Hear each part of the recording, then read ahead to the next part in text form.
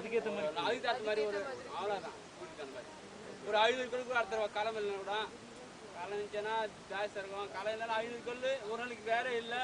தண்ணி இல்லைன்னா வேலையே இல்லை. அந்த மாதிரி நிறுத்துறோம் சில டைம்.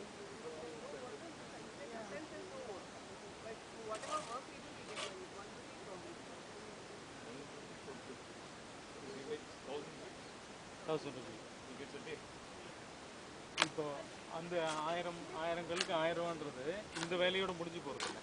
முதல்ல இவங்க இங்கே அறுக்கணும், அதுக்கப்புறம் டிவி இது மாதிரி அடுக்கணும், இதை எடுத்துன்னு போய் சூளையில் சேர்க்கணும். இது எல்லாம் பண்ணாதான் அந்த அமௌண்ட்.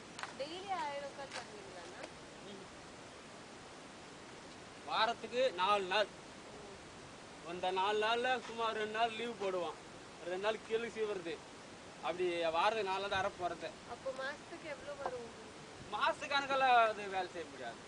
மாச கணக்கெல்லாம் மாசம் எவ்வளோ வரும்னு கேட்குறாங்க. மாசம் நம்ம கவர்மெண்ட் வேலை கூட மாசத்துக்கு எவ்வளோ வருதுண்ணே. நம்ம செஞ்சா கூலி செய்யறதெல்லாம் ஒன்றும் இல்லை, அவ்வளோதான். இப்போ எப்படியும் இவங்க மாசம் பார்த்தீங்கன்னா ஒரு 20,000 கல் 20. வராது, 20,000 வராது. 20,000 வராதா? 5,000 வரும், அவ்வளோதான். 20,000 கொஞ்சம் என்ன இருக்குதா? 15,000 கணக்கு போடு. கூலி ஆளுக்கு ஒரு நாளைக்கு என்ன கூலி ஆகுது? 2 பேர் 3 பேர் கணக்கு ஆகுது. ஒரு நாளைக்கு கூலி என்ன ஆகுது? கல்லுக்கு 1 ரூபாய் சொல்லிடுறா இல்லைன்னு சொல்லு. அது அடைக்கிறது, சீவுறது, கொத்துறது சிரமம் தான். அது சூழல் ஏற்ற வரைக்கும் சூழல் ஏற்றினாதான் எங்களுக்கு பயம் இல்லை. நெருப்பஞ்சு வரைக்கும் பயம்தான். சப்போஸ் மழை வந்துச்சு, அந்த மழையில் என்ன பண்ணுவேன்? ஊருக்கு போகுது மொத்த கல்.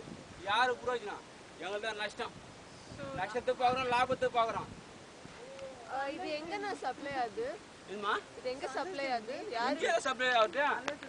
யாருக்கெல்லாம் கொடுக்குறீங்க? பெங்கால் யாருக்கு யாரும் கொடுக்க வேண்டியதுதான். எந்த ஊருக்குனா போகுது, பெங்களூர் வரைக்கும் போகுது, மெட்ராஸ் வரைக்கும் போகுது.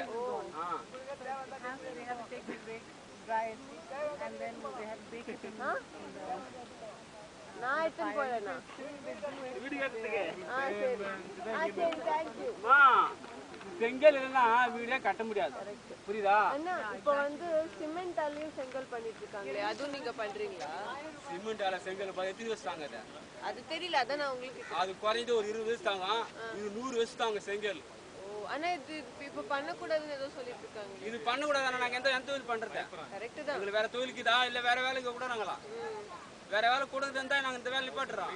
பசங்களை 4 பேர் இருக்கிறோம், அவங்கள படிக்க வைக்கணும், நல்ல மாதிரி செய்யணும். அப்ப அவங்களுக்கு கல்யாணம் பண்ணணும். அப்ப என்ன பண்ணுவேன்? துட்டு பசங்க இதுக்கு வருவாங்களா? இல்ல யாரும் வர மாட்டாங்க. எல்லாம் பசங்க படிக்கிறாங்க. நீங்க இது கூட்டின்னு வர மாட்டீங்கல்ல? என்ன படிக்கிறாங்க பசங்க? எல்லாம் போய்க்கிறாங்க 4வது 5வது.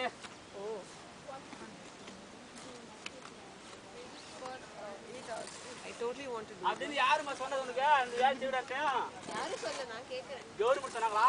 இல்ல கவர்மெண்ட் இல்ல. கவர்மெண்டே சொன்னா கூட எங்க ஒண்ணும் பண்ண முடியாதுமா. ஏன்னா இதை வந்து நாங்க சொந்தமா தொழில் பண்றோம். கஷ்டம் எதிர்பார்க்கல, கவர்மெண்ட் கஷ்டம் எதிர்பார்க்கல. அப்படி நாங்க நிப்பாட்டுறோம். நீங்க வேற ஏதாவது வேலை தரீங்களா? இது சொல்றோம். அவங்க கேட்கறதுக்கு இந்த கேள்வி நம்ம பதில் சொல்லணும்.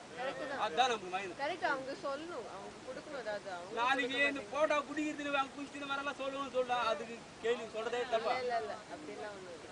ரைட்டா சொல்லுவேன். இருந்தாலும் பிரச்சனை இல்லாத நீங்க கரெக்டா தான் சொல்றீங்க. கவர்மெண்டே வந்தா கூட நம்ம ஒன்றும் அவ்வளோ நாங்கள் ஒரு பயப்பட வேண்டிய அவசியம் இல்லை. எங்களுக்கு தோன்ற தொழிலுக்கு இது நாங்கள் கஷ்டப்படுறோம், வாங்கிக்கிறதோ 10 ரூபா சம்பாதிக்கிறோம், அதனால போயிடலாம்.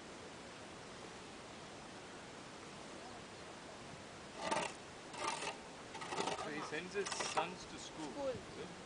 What about நீங்க கொண்டாட்டியா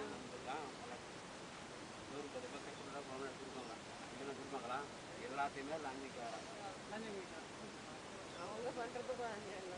லஞ்சம் இல்லாத தொழில் எதுவுமே இல்லை. நான் நேற்று ஒரு வாரம் முன்ன சக்கரை அட்டைக்கு இப்போ 2 பசங்க ஏற்ற போன ஆஸ்பத்திரிக்கு 1000 ரூபாய் கேட்குறான் லஞ்சம் ஆஃபீஸில். எதுக்கும் அந்த மாதிரிலாம் கீது. உங்க பேர் என்ன? என் பேரா வெங்கடசாமி. உங்க பொண்டாட்டி வந்து வேலை பண்றாடா?